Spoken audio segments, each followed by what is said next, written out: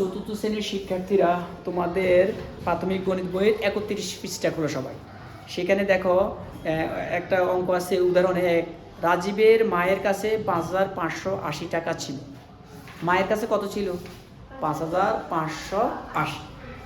বাজারে যাওয়ার পূর্বে তিনি রাজীবের বাবার কাছ থেকে আরও 3,420 টাকা নিলেন। তাহলে তিনের কাছে আগে ছিল 5,580 টাকা, আবার কী করছে? রাজীবের বাবার কাছ থেকে আরও কত নিয়েছে? 3,420 টাকা। তাহলে তোমরাই বলো টাকার পরিমাণটা কি বাড়লো না কমে গেল? আচ্ছা আচ্ছা, ঠিক আছে ঠিক আছে, তোমার কথাটা পুরোটাই কারেক্ট। আমি বলতে চাচ্ছি প্রথম তার পকেটে ছিল কিছু, এখন তোমার পকেটে ছিল 10 টাকা। এখন তুমি স্কুলে আসার সময় তোমার মা আরও 5 টাকা দিল, এখন তোমার টাকার পরিমাণটা কী হলো?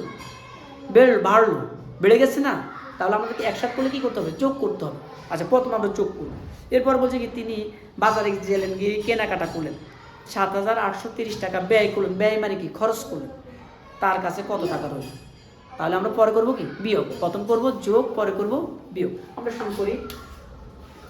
তাহলে কি লিখব? মায়ের কাছে ছিল, কেমন? মায়ের কাছে কত ছিল বলো? 5,580 টাকা। তারপরে বাবা দিল নাকি? আর কে দিচ্ছে? বাবার কাছ থেকে নিলেন, বা বাবা দিল। বাবা কত দিল বলো? 3,420 টাকা।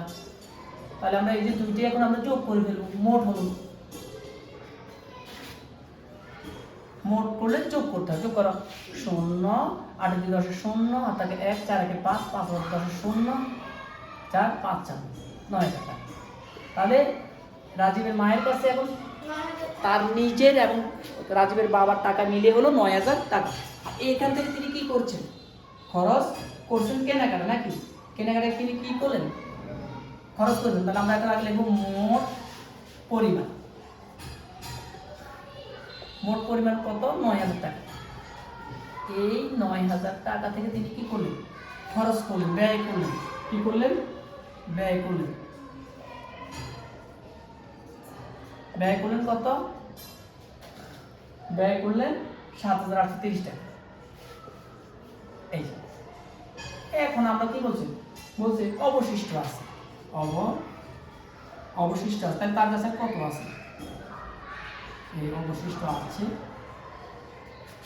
0, 10 থেকে 3 গেলে 7, 7 থেকে 1, 8 থেকে 9, 10 থেকে 9 গেলে 1, 7 থেকে 1, 7 থেকে 8, 9 থেকে 8 গেলে 1। একটু দেখো বিয়োগটা, আবার একটু দেখো তোমরা।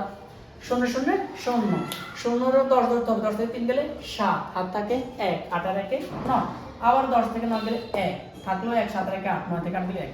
তাহলে আমাদের উত্তর হলো অবশিষ্ট কত? আমরা উত্তর লিখব কত? 1,170 টাকা।